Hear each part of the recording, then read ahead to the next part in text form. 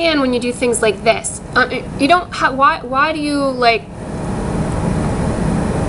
publish stuff like that or republish it? You know what I mean? Like because you first of all, because I don't think you're probably a total failure at everything. Just human rights you're not very good at. Women and children, you know, and them having rights is something that you just don't seem to understand or care about. Dissenters having rights, you don't seem to care about that either. I mean, it's a total failure. Obviously not, you know, because the entire world hasn't totally fallen apart yet. So you can't be, or at least the part of it that the United States has power over or influence with, you know, which is a significant part of the world. You know, but the thing is though too, you obviously don't really mean it. You don't really mean it. You know, all you have to do is stop doing all these crazy things that are wrong. Just stop doing that, and then you don't even have to worry about like stuff like this. You just be like, all right, well, you know, I mean, why is this so difficult? Why is this so difficult for you and for other people? I honestly really have trouble understanding that, and I guess it is something that I started thinking about a few years ago when all this stuff started, which is that prejudice. Yeah, I mean, here's this stuff again. Yeah, no, seriously, you're so gross, you know. And I feel like, you know, things like prejudice, and just discriminatory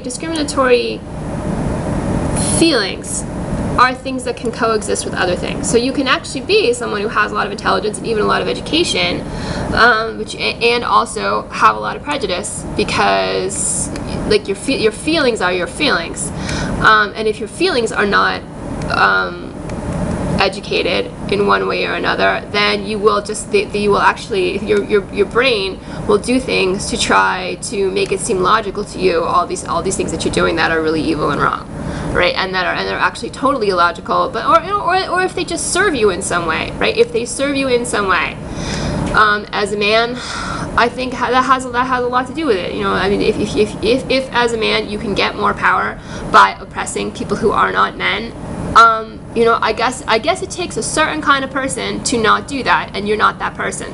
You should be, but you're not. And I suppose that's not entirely surprising also, because most of the world is not, right? Most of the world's still male dominated. You just happen to be someone who doesn't look white. And maybe the only way you could have gotten where you are is to be as corrupted about those things as all sorts of white men also still are.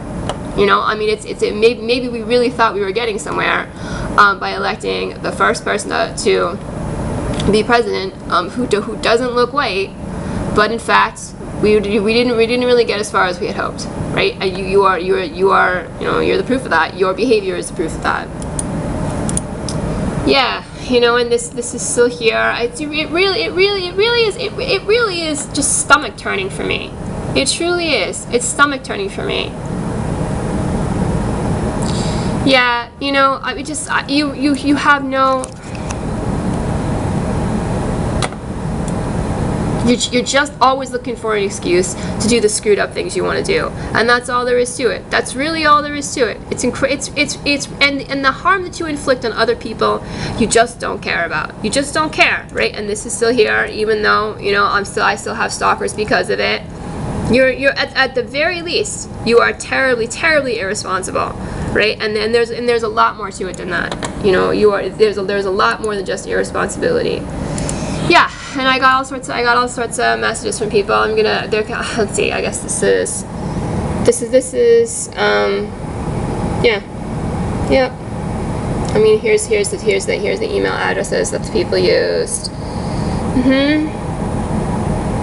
Bullying is a very big problem. These people are not treating me this way because it's somehow the conglomerate has like actually rationally proven to anyone that I deserve to be treated this way. You know, nobody could possibly deserve to be treated this way. First of all, oh yeah, and I guess he's actually getting even more attention from other people because of this, right? I mean, bullying is a huge problem. It's a huge problem in schools.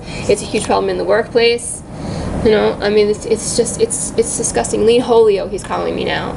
You know, and here's this one from Laura Romer. Yeah, the New York Times. Yeah, this is what she has to say about that.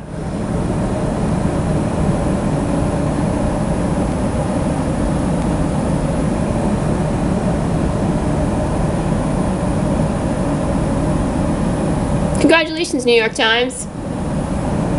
You really know how to choose people to support. It's great.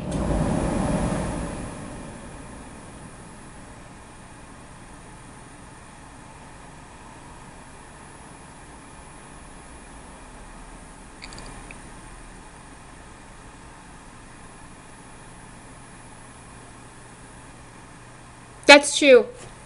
You know, I don't seem to be able to do really anything about the conglomerate. It's like the only true thing that you've said. You know, one of the only true things you've ever said. Yeah, just as respectful as ever. You know, it's truly disgusting. He wore a condom, and yes, he was the last guy. It's been almost 10 years.